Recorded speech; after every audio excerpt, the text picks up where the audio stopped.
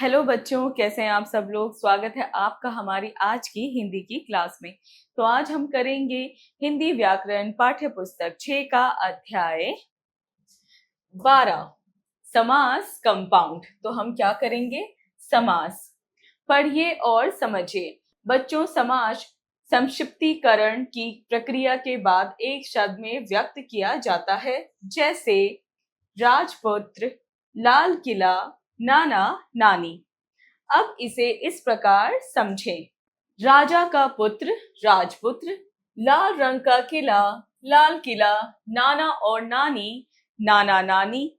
ऊपर लिखे शब्द राजपुत्र, लाल किला तथा नाना नानी समासिक शब्द कहे जाते हैं, क्योंकि ये क्रमशः राजा का पुत्र, लाल रंग का किला तथा नाना और नानी के संक्षिप्त रूप हैं। ये समासिक शब्द जब वाक्य में प्रयोग किए जाते हैं तो ये समासिक पद कहलाते हैं। दूसरी ओर राजा का पुत्र, लाल रंग का किला तथा नाना और नानी, ये सब समास विग्रह कहलाते हैं। ये सभी शब्द समासिक शब्दों के विग्रह करने के फल स्वरूप प्राप्त हुए हैं। तो बच्चों, जो हमने पढ़ा, राजा का पुत्र, लाल किला, नाना नानी, ये सारे हमारे क्या हैं? ये सारे हमारे समासिक शब्द हैं। लेकिन वहीं जब इनका विग्रह होता है, इन शब्दों को हम थोड़ा सा एक्सपैंड करते हैं, तो हम क्या बोलते हैं? राजा का पुत्र, लाल रंग का किला, नाना और नानी।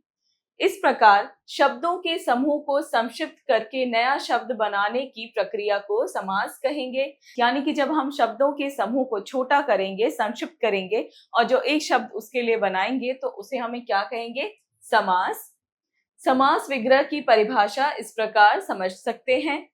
समस्त पदों का विग्रह करने पर या उन्हें अलग करने की प्रक्रिया को समास विग्रह कहते हैं।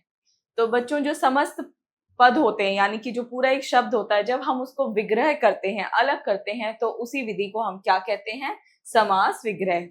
अतः यह स्पष्ट हो गया है कि समास के अंतर्गत दो चीजें आती हैं, समस्त पद या समासिक पद एवं समास विग्रह। अब आइए समास के प्रकार या भेद को जानें। समास 6 प्रकार के होते हैं। पहला अव्ययी भाव समास, दूसरा तत्पुरुष समास, तीसरा द्विगु समास, चौथा द्वंद्व समास, पांचवा कर्मधारय समास, छठा बहुव्रीहि समास। तो चलिए पढ़ते हैं समास के प्रकारों को। पहला अव्ययी भाव समास, जिन समस्त पदों में पूर्व पद, पहला पद प्रधान या मुख्य होता है और समास होने पर पूरा पद अव्यय बन जाता है, उसे अव्ययी भाव समास कहते हैं। जैसे समस्त पद, पूर्व पद, उत्तर पद, समास विग्रह। जैसे आ जन्म, तो आ है हमारा क्या? पूर्व पद, उत्तर पद है जन्म और समास विग्रह क्या है इसका? जन्म भर। तो बच्चों, जिन समस्त पदों में जो पहला पद होता है वो प्रधान होता है और जब उसका समास होता है तो वो पूरा ही समास क्या हो जाता है? अव्यय बन जाता है। तो उसी को हम अव्ययी भाव समास कहते हैं। जैसे कि हमने पढ़ा, आ जन्म में आ है हमारा पूर्व पद, यह प्रधान पद है, उत्तर पद जन्म है हमारा और समास विग्रह पर ये क्या है? जन्म भर। यथाशक्ति, यथा पूर्व पद, शक्ति उत्तर पद और शक्ति के अनुसार। भरपेट, भर पेट, पेट भरकर। रातों रात, रात रात, रात ही रात में। प्रतिदिन, प्रतिदिन यानी कि प्रति एक दिन। तो इन सब में हम क्या देखेंगे? जो हमारे पहले पद हैं वो क्या है? प्रधान है। उपयुक्त समस्त पदों में पूर्व पद, पहला पद अव्यय है तथा उनके योग से बने समस्त पद भी अव्यय बन गए हैं। अतः हम कह सकते हैं कि जिन समस्त पदों में पूर्व पद अव्यय हो तथा उनके योग से समस्त पद भी अव्यय बन जाते हैं, उन्हें अव्ययी भाव समास कहते हैं। अव्ययी भाव समास के कुछ अन्य उदाहरण निम्नलिखित हैं। प्रतिवर्ष, प्रति एक वर्ष, आमरण, मृत्यु तक, बेखटके, बिना खटके के, आजीवन, जीवन भर, हाथों हाथ, हाथ ही हाथ में, प्रत्यक्ष, आंखों के सामने। दूसरा तत्पुरुष समास, ऐसा समास जिनका उत्तर पद प्रधान होता है तथा समस्त पद बनाते समय विभक्ति चिन्ह का लोप होता है या विभक्ति चिन्ह विलुप्त हो जाती है, उनको तत्पुरुष समास कहते हैं। जैसे पुस्तकालय, पुस्तक के लिए आलय, जेब खर्च, जेब के लिए खर्च, अकाल पीड़ित, अकाल से पीड़ित, गृह प्रवेश, गृह में प्रवेश।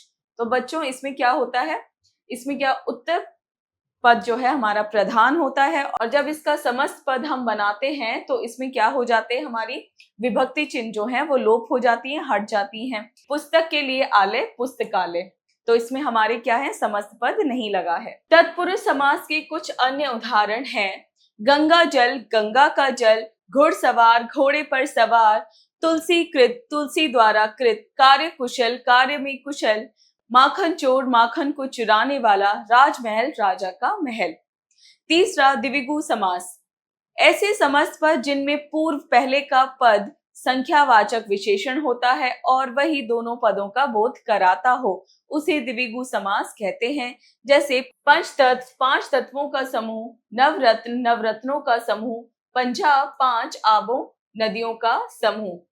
कुछ अन्य द्विगु समास वाले समस्त पद हैं, शताब्दी, शत अब्दों, वर्षों का समूह, त्रिनेत्र, तीन नेत्रों का समाहार, नवरात्र, नवरात्रों का समूह, चतुर्भुज, चार भुजाओं का समाहार, अष्टाध्यायी, आठ अध्यायों का समाहार, त्रिभुज, तीन भुजाओं का समाहार। तो हमने इसमें क्या जाना, जिसमें पूर्व यानी कि पहला पद हमारा क्या होता है, संख्यावाचक होता है, किसी संख्या को दिखाता है, वही हमारा द्विगु समास कहलाता है। जैसे कि हमने देखा यहाँ पे पंचतत्व यानी कि पांच तत्वों का समूह, नवरत्न, पंजाब, शताब्दी, त्रिनेत्र, तो ये सारे क्या हैं, किसी नंबर को क्या कर रहे हैं, संकेत कर रहे हैं, ये कोई नंबर शो कर रहे हैं, तो इन्हीं को हम क्या करेंगे, द्विगु समास। चौथा द्वंद्व समास, ऐसा समास जिसके दोनों पद पहला तथा दूसरा प्रधान मुख्य होते हैं, इनके बीच हाइफन चिन्ह लगता है और विग्रह करने पर हाइफन के स्थान पर या अथवा और एव लग जाता है। सबसे विशेष बात यह है कि इस समास के दोनों पद परस्पर विरोधी या विलोम शब्द होते हैं। जैसे भाई बहन, भाई और बहन, माता पिता, माता और पिता, रात दिन, रात और दिन, हार जीत, हार या जीत।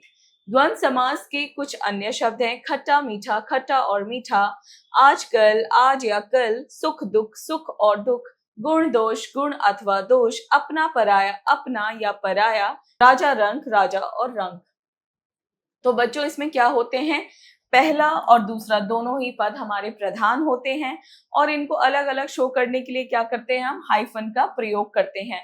और जब भी ऐसे शब्द आते हैं, ये शब्द पहला और दूसरा एक दूसरे के विपरीतार्थक शब्द होते हैं, यानी कि उल्टे शब्द होते हैं, और इन्हीं को हम क्या कहते हैं, द्वंद्व समास। पांचवा कर्मधारय समास, जिस समास के समस्त पद के दोनों पदों पूर्व तथा उत्तर में विशेषण, विशेष्य या उपमान, उपमेय का संबंध होता है, वे कर्मधारय समास कहलाते हैं। जैसे चरण कमल, कमल के समान चरण यानी पैर, मृग नयन, मृग के समान नयन, आंखें, नील गगन, नीला है जो गगन। तो बच्चों ये सारे ही कौन से होते हैं, कर्मधारय, जिसमें आपको विशेषण, विशेष्य या उपमान और उपमेय नजर आते हैं। ऐसे शब्द जो कि आपको विशेषण और विशेष या उपमान और उपमेय में नजर आते हैं, वो हमारे सारे कर्मधारय समास में चले जाते हैं। जैसे कि चरण कमल, कमल के समान चरण, मृग नयन, मृग के समान नयन, तो ये सारे क्या हैं, विशेषण शब्द हैं। कर्मधारय समास के कुछ अन्य उदाहरण हैं, महादेव, महान है जो देव, पुरुषोत्तम, पुरुष है जो उत्तम, पीतांबर, पीला है जो अंबर, महात्मा, महान है जो आत्मा, वचनामृत, वचन रूपी अमृत, नील गाय, नीली है जो गाय, घनश्याम, घन के समान श्याम, काला, विद्याधन, विद्या रूपी धन, कमल नयन, कमल के समान नयन, नेत्र, चंद्रमुख, चंद्रमा के समान मुख, क्रोधाग्नि, क्रोध रूपी अग्नि। छठा है हमारा बहुव्रीहि समास, ऐसा समास जिसके समस्त पदों के दोनों पद पहला तथा बाद का प्रधान नहीं होता, बल्कि वे किसी तीसरे का ज्ञान या परिचय कराते हैं, उसे बहुव्रीहि समास कहते हैं। जैसे लंबोदर, लंबा है उधर जिसका, अर्थात गणेश। तो बच्चों हमने इसमें क्या जाना, इसमें जो समस्त पद होता है, ना इसका पहला और ना इसका आखिरी पद हमारा जो है प्रधान होता है, ये किसी तीसरे के लिए होता है। जैसे लंबोदर, लंबा है उधर जिसका, अर्थात गणेश, यानी कि यहाँ गणेश जी की बात हो रही है। नीलकंठ, नीला है कंठ जिसका, अर्थात शिव जी, यानी यहाँ पे शिव जी की बात हो रही है। पीतांबर पीले हैं अंबर जिसके, अर्थात विष्णु जी। यहाँ पे क्या है, विष्णु जी की बात हो रही है, यानी कि ये किसी थर्ड पर्सन को विशेष कर रहे हैं। बहुव्रीहि समास के कुछ अन्य उदाहरण हैं। गजानन गज के समान आनन मुख है जिसका, अर्थात गणेश जी। सुलोचना सुंदर है लोचन जिसके, विशेष स्त्री। चतुर्मुख चार मुख है जिसके, अर्थात ब्रह्मा। पद्मासना पदम कमल आसन है जिसका, मां सरस्वती। त्रिनेत्र तीन है नेत्र जिसके, शिव जी। कमल नयन कमल के समान नयन है जिसके, विष्णु जी। आइए ये जानते हैं कि कर्मधारय और बहुव्रीहि समास में कैसे अंतर किया जा सकता है। जैसे कमल नयन, कमल के समान नयन, विशेषण विशेषक का संबंध कर्मधारय समास का है। कमल नयन कमल जैसे नैनों वाला, अर्थात विष्णु, हमारा है बहुव्रीहि समास। पीतांबर पीला है जो अंबर, कर्मधारय समास। पीतांबर पीले हैं अंबर जिसके, अर्थात कृष्ण जी, बहुव्रीहि समास। तो ये हमारे क्या है, अंतर है हमारे कर्मधारय और बहुव्रीहि समास में। यहाँ समास विग्रह का अंतर स्पष्ट कराया गया है। आइए पुनरावृत्ति करें। समास में संक्षिप्तीकरण किया जाता है। समास हमारे 6 प्रकार के हैं। अव्ययी भाव समास, तत्पुरुष समास, द्विगु समास, द्वंद्व समास, कर्मधारय समास, बहुव्रीहि समास। समास में समस्त पद अभ्यास कार्य, मौखिक कार्य, स्पीकिंग स्किल्स, यानी हमें बोलकर उत्तर देने हैं। दिए गए प्रश्नों के उत्तर बताइए। क राजपुत्र किस समास का उदाहरण है? राजपुत्र तत्पुरुष समास का उदाहरण है। ख किस समास में विशेष्य विशेषण और उपमेय उपमान की चर्चा की गई है? कर्मधारय समास में की गई है। लेखन कार्य, राइटिंग स्किल्स।